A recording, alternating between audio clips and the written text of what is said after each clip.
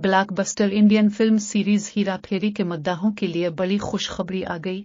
मरूफ हिदायतकार प्रियदर्शन ने ऐलान किया है कि वो हीरा फेरी 3 की हिदायतकारी करेंगे और फिल्म में अक्षय कुमार, राजू, सनील शेट्टी, श्याम और पारिश रावल बाबू भैया एक बार फिर अपने मशहूर किरदारों में नजर आएंगे। ये सब इस वक्त शुरू हुआ जब अक्षय कुमार ने प्रियदर्शन को 68 सालगिरह की मुबारकबाद दी और उन्हें फिल्मों में मास्टरपीस बनाने वाला करार दिया। जवाब में प्रियदर्शन ने ट्वीट करते हुए कहा कि शुक्रिया अक्षय कुमार, बदले में मैं आपको एक तोहफा देना चाहता हूँ। मैं हीरा फेरी 3 बनाने के लिए तैयार हूँ।